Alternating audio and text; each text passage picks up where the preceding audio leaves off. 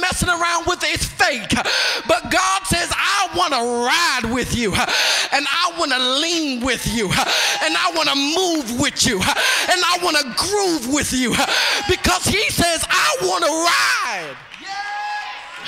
Ask your neighbor, who you riding with? Who you riding with? For real, who you riding with? Who you riding with? And so, Jesus says, when I move, you move. Just like that. Church, understand the text. Text says that a storm hits their boat. And so I've heard preachers preach this text before. And when they preach this, what they usually do, they paint a picture like as soon as the storm hit their boat, they immediately ran down. No, that's not in the text. Understand, these 12 disciples are experienced fishermen. Y'all got to picture this. There's 13 grown men on a boat, and only one of them are unqualified to operate the ship. Which means, church, that obviously it had to be some time before they realized this is out of my control. A fella by the name of James Campbell, he says the worst sin is self-deception. Which means you can lie to other folk, but ain't no need for you to lie to yourself. So God is saying, obviously in this text, it had to be some time before they actually decided to go down to get Jesus. But church, watch this. Understand the text. As the ship got filled up and everything was going berserk and crazy, the text says they went down to get Jesus. Okay, y'all read the text too fast. The text says Jesus is asleep. The first observation that I have is, how do you sleep in a storm? But church, you got to remember my introduction. What does John say? John says that Jesus is totally God and totally man. Which means it messes up my theology, Pastor.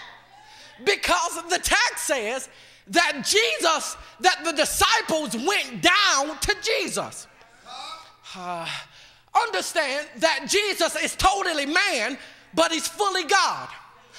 In the first time of theology, this is the first time that man went down to God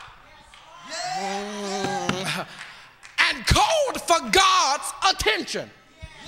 So church, what is God saying on today? God is saying when it comes to finding God, you won't always find God in great cathedrals. You won't always find God in big buildings.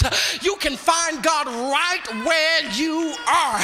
You can find God right in your low place. Grandma says it like this: I got a closet, and only me and Jesus can fit in this closet. My mama can't fit, my daddy or my kids can't fit. If you ain't Jesus or me, you are not qualified. Because at the end of the day, God is saying that I have a closet.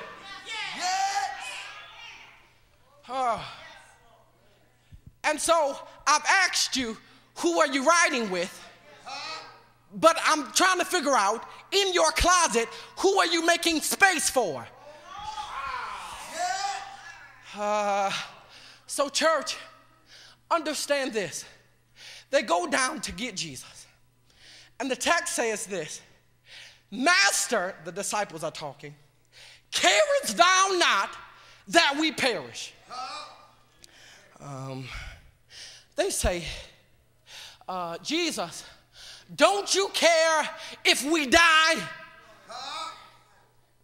See, church, sensitize yourself to the pain of the text, because you can't just look at this as some Bible story. This is real life. These fishermen, experienced fishermen for 20 and 30, 40 years, have encountered a storm that they cannot overpower.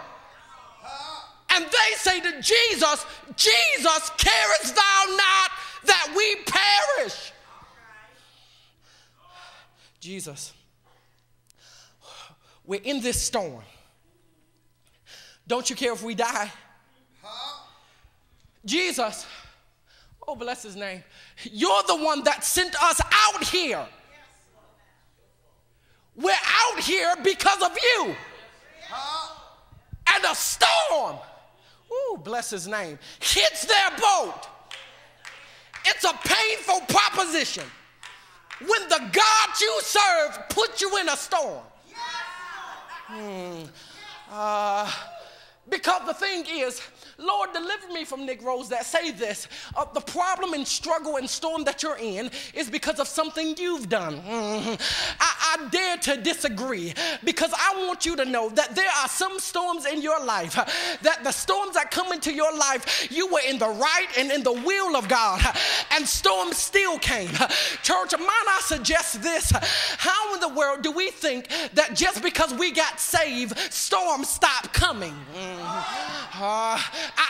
I would dare suggest that if these disciples had to struggle and go through storms, if Paul had to struggle and go through storms, if John the Baptist had to struggle and go through storms, and if Jesus had to struggle and go through storms, what makes you any different? These pitiful, whining Christians talking about, I thought things were going to get better. But your salvation is made to change your perspective, not your situation. Wow. How in the world can you have bills up here and money down here, but you say, but my God, yes sir, shall supply all your need according to his riches and glory? He changes your perspective. He does not take the problem away. You get saved on Sunday, Monday morning, you still got bills. But now you're a tither. And so he opens up the windows of heaven and pours you out a blessing that you don't have room enough to receive. And I will rebuke the devourer for your sake. And so, church, they say, carest thou not that we perish. I'm in verse 38. They say, carest thou not that we perish, in verse 38. Verse 39, watch this. The text says, and he arose and rebuked the wind and said unto the sea, peace be still. Y'all read the text too fast. Verse 38 says, the disciples that make their plea, carest thou not that we perish. Verse 39, all it says, after they say, Lord, we're in this storm, we're going through, verse 39, and he arose and rebuked the wind and said unto the sea, peace be still. Church, my issue is, after these disciples made their plea, Jesus said nothing to them.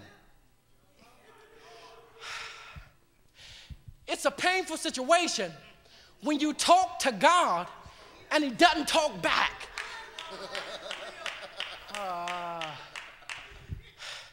And so it's a hard pill to swallow when you call out to God, but he doesn't talk back. All the text says is, and he arose and rebuked the wind and said unto the sea, peace be still. Church, when the disciples talked to him and he just got up and went on and moved and did what he was supposed to do, understand this. I want to encourage somebody and let you know that just because you don't hear God, it does not mean he's not working on your behalf. See, the thing is, The blessings, and this is for about 15 shouters, the blessings that's going to come over your life are not the blessings you hear about.